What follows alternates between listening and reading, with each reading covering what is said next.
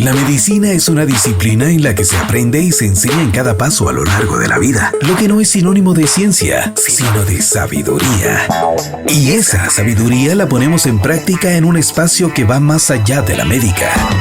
Somos más que medicina, tu espacio seguro. Un programa que presenta el arte y cultura, promoción de la salud, prevención de la enfermedad, historia de la medicina desde otra perspectiva. Somos más que medicina, tu espacio seguro, porque la medicina sigue siendo un arte. Bienvenidos. En Somos Más que Medicina, el día de hoy, muy contentos, muy motivados. Tenemos muchas cosas por comentar. Esperamos que la audiencia se sienta a gusto con el tema, le dé la importancia necesaria. En esta modernidad que nos ha tocado vivir, el hecho educativo es un proceso que nos debe hacer reflexionar. Para esto, esta tarde vamos a platicar sobre el tema. Tenemos aquí al doctor. Mi nombre es José Luis Chen Cauec, soy profesor del ejercicio profesional supervisado, igual que el doctor Juan Emilio Hernández. Nosotros, orgullosos de estar acá compartiendo los conocimientos adquiridos en la formación docente, y queremos compartir el tema de competencias docentes. Hemos realizado una encuesta a los profesores de nivel medio o nivel universitario para poder tener preguntas que puedan generar un debate y una discusión, y creo que nos han aportado preguntas significativas que iremos desarrollando conforme avancemos en el programa radial. Muchísimas gracias, doctor. Perfecto, vamos en radio, el tiempo es oro. Doctor, en el mundo actual se habla de competencias, los estudiantes ya hablan de competencias, todos los currículos, todas las planificaciones hablan de competencias. Para la población que nos escucha y que puede ser que no esté muy relacionada con el tema, ¿cómo deberíamos de entender a qué se refiere el tema de las competencias? ¿Cómo resumirlo, cómo mediarlo para que la población nos vaya comprendiendo? Una competencia es la adquisición de habilidades, de conocimientos para la resolución de una problemática dentro de un contexto. Entonces, cuando nosotros nos enfocamos en el estudiante debe integrar el saber, la capacidad de hacer, actitudes y valores. Si nosotros desarrollamos más este tema, hablamos de un desarrollo personal y ético que se apliquen los conocimientos y las habilidades en situaciones prácticas. Cuando hablamos del saber conocer, hablamos realmente de que englobe los conocimientos teóricos, la comprensión y la adquisición de estos conocimientos. Entonces, lo enfocamos como esa habilidad que el estudiante debe desarrollar para poder dar solución a los problemas de su entorno, de la carrera en específico o el estudio de nivel medio que va a desarrollar. Debe tener las competencias como para poder aplicar los conceptos teóricos que adquiere y que su profesor le va a brindar. El tema aquí es que no hay que confundirnos y considerar que el modelo por competencias es estricto y exige al estudiante y nada más al estudiante, porque también el modelo por competencias habla que el profesor debe ser competente como para adquirir conocimientos, y entonces se habla de que el profesor debe aprender a aprender y aprender a exponer a sus estudiantes, generar la motivación para que ellos puedan impulsar su propio autoaprendizaje. Debemos recalcar que el profesor se ve vinculado a desarrollar competencias también dentro del modelo por competencias.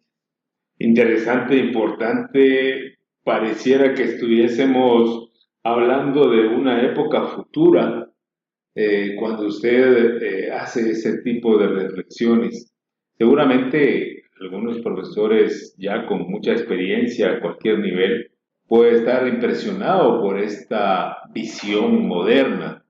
Hablar de competencias es hablar de un tema posiblemente desconocido y en el que nos exige también al profesor tener roles activos y comprender y entender y ser humilde en que el proceso es de doble vía.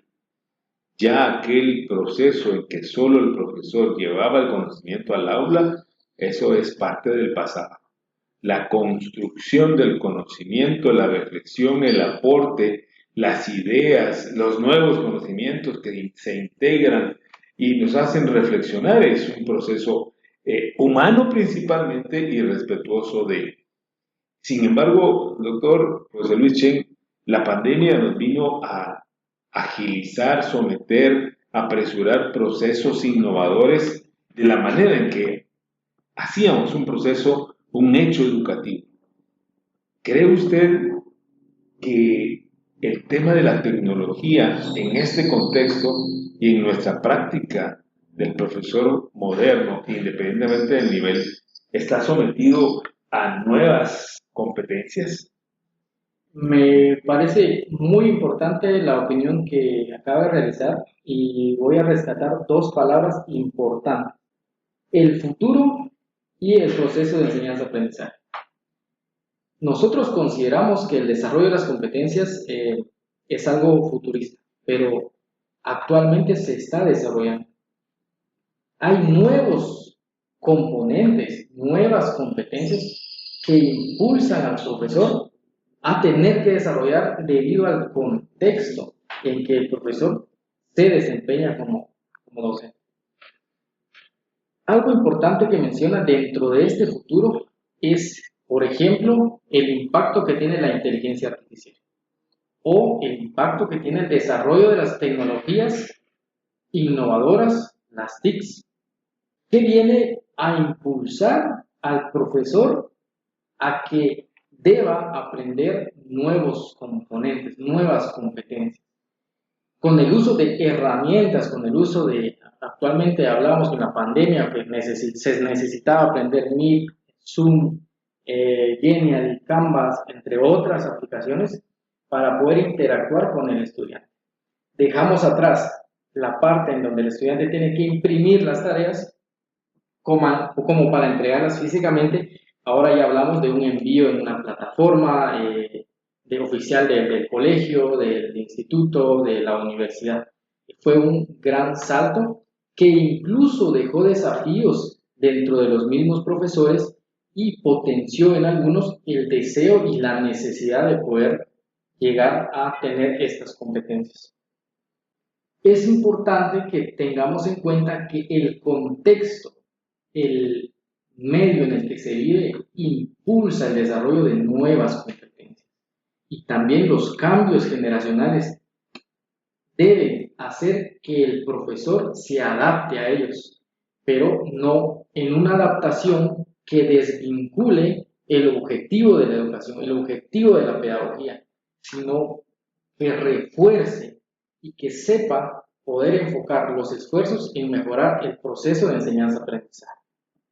Y en relación al tema que usted mencionaba, este proceso debe entenderse como la participación del estudiante y el profesor, y mutuos deben generar conocimiento.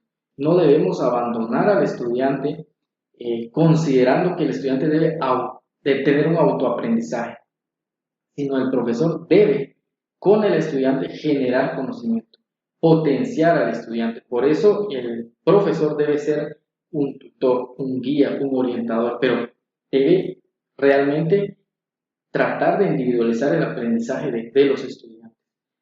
Y en relación a lo que comentaba, justamente se habla de algunas competencias vinculadas con estas necesidades.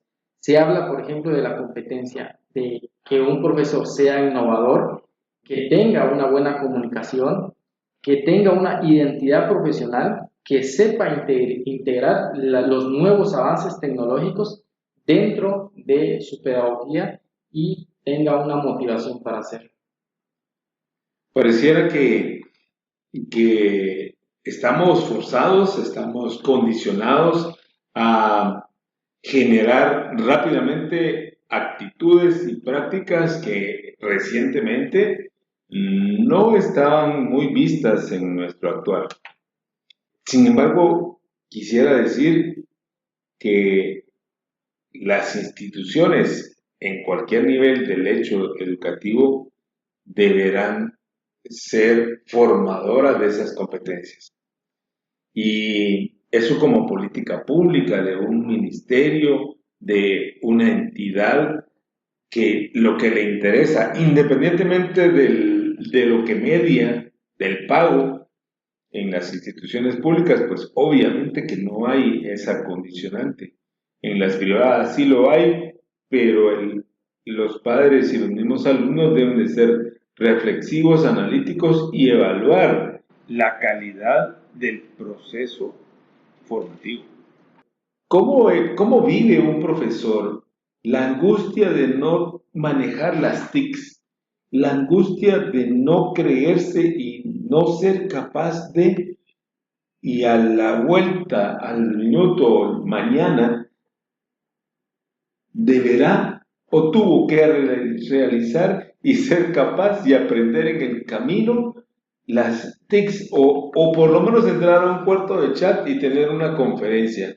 ¿Cómo se vivió ese proceso? ¿Cómo lo vive el profesor? Y cuando estamos hablando de profesor, imaginémonos el área semiurbana, el área rural, en los diferentes niveles educativos del país. No hablemos de universidad, porque obviamente no es la razón, no es el objetivo de este inicial programa reflexivo sobre la pedagogía en Guatemala.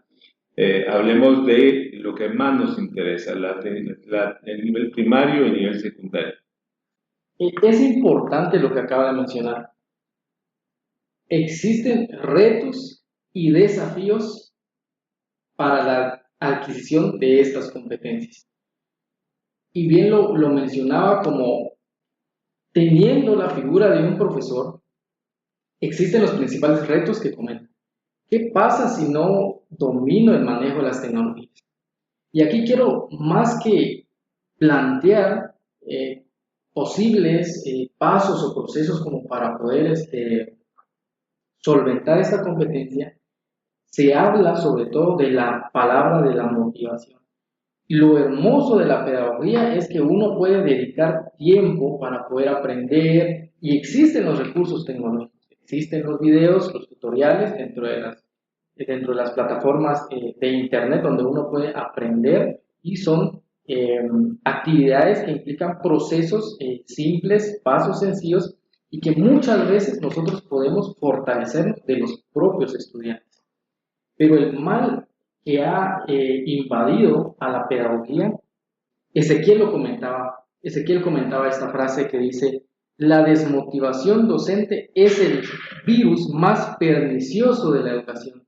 Entonces, si el profesor se desmotiva teniendo esas limitantes, considero que esa es la etapa en donde el profesor empieza a frustrarse. Ahora, no quisiera desviar su atención y el tema es muy facilitador del debate, pero nuestro medio, el contexto, es fácilmente motivador de motivaciones. ¿Cómo afronta un profesor y un estudiante también esas crisis?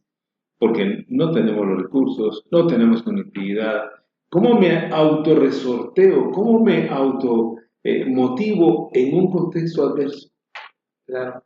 Fíjese que estudiando el proceso pedagógico, las recomendaciones más grandes que existen en relación a poder motivarse dentro de un entorno donde existen muchas limitantes externas a la institución, limitantes sociales, económicas o limitantes dentro de la misma institución, como lo mencionaba, que no hay recursos, que no se hace investigación dentro de los institutos, dentro de los colegios.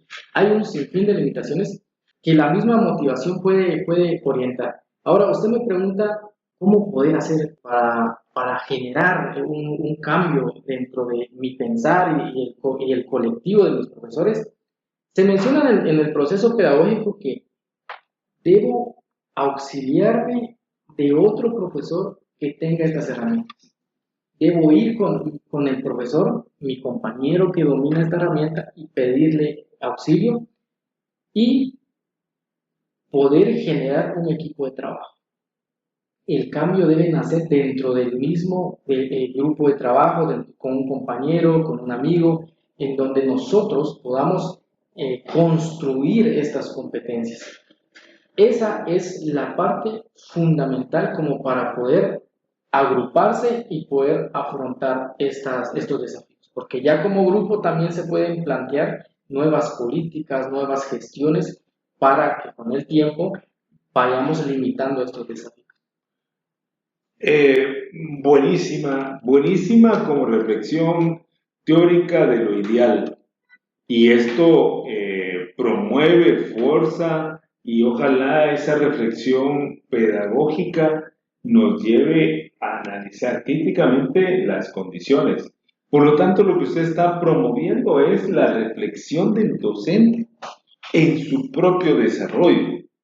Hacer equipos, usted sabe que características del humano no necesariamente se dan, porque tendemos mucho a la individualidad y no a la construcción colectiva.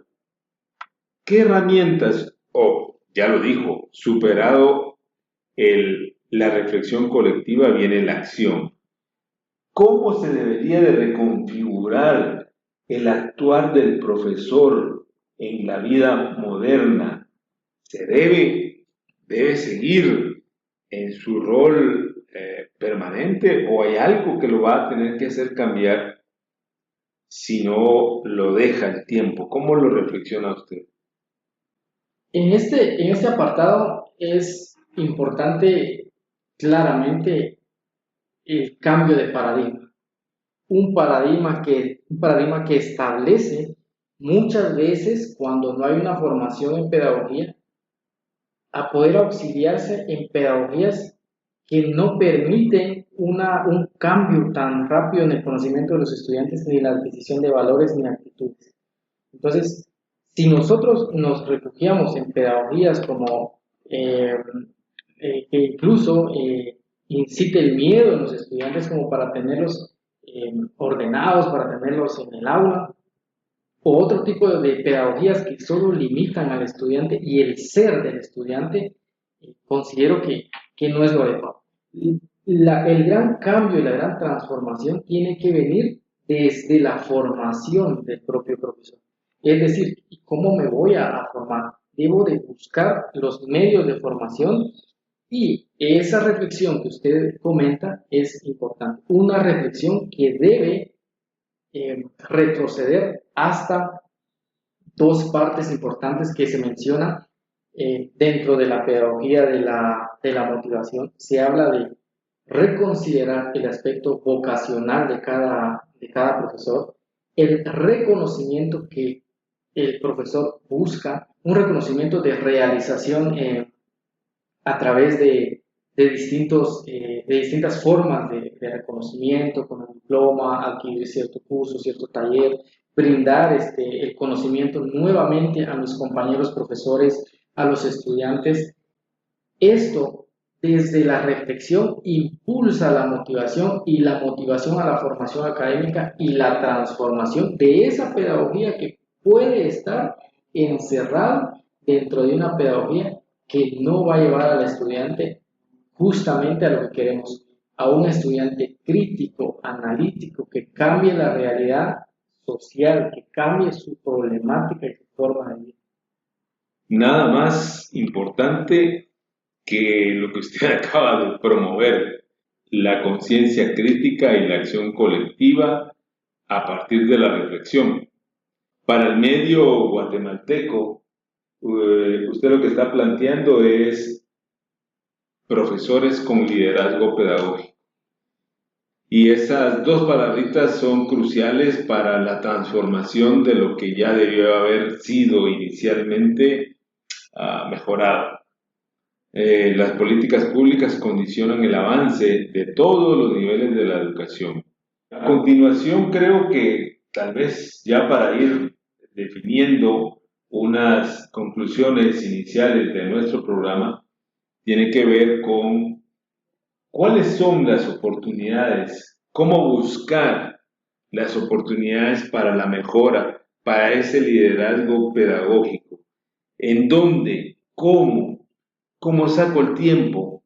¿Cómo me ordeno para seguir realizando mi proceso de enseñanza-aprendizaje, ya sea desde las viejas escuelas de que promueve mucho, todavía no hemos evolucionado demasiado en que el profesor habla, comenta, dirige el proceso educativo a un poco unas metodologías mucho más abiertas, participativas, en que el estudiante mismo reflexiona, sus hojas de reflexión, guías de estudio, involucran más el pensamiento crítico. Es obvio que ese proceso se da en cualquier país latinoamericano porque todavía no hemos evolucionado. ¿Qué pensaría usted? ¿Cómo lo debe de hacer? ¿Qué condiciones serían las ideales para que el mismo profesor busque mejorar su liderazgo pedagógico en el aula? Es importante la palabra que usted menciona, el liderazgo pedagógico. Y creería que todas las acciones parten de este liderazgo pedagógico. Si el profesor identifica algunas necesidades, como lo menciona en la parte formativa, el liderazgo pedagógico debe sustentarse y acompañarse del colectivo de los compañeros del establecimiento. Debemos generar los cambios políticos a nivel de los establecimientos como para que el director, o en este caso si uno fuera director, poder gestionar actividades formativas para los profesores. Debemos cumplir un número de horas para la docencia.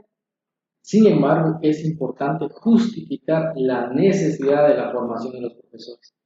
Entonces, a nivel de instituto, de colegio, poder participar en actividades de formación para mis profesores, para que ellos puedan potencializar a los estudiantes.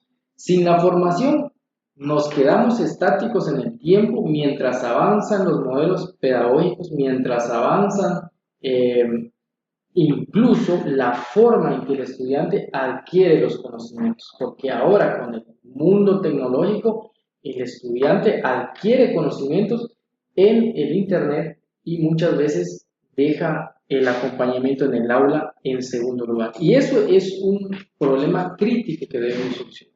Entonces, los cambios deberían ir a nivel de mis compañeros, a nivel del colectivismo y en relación a las herramientas que podemos aplicar, nos podemos abocar a las formaciones pedagógicas de autoaprendizaje que en línea tenemos algunas formaciones. Nos podemos abocar a la escuela de formación de profesores STEM que tienen algunos cursos para la formación docente.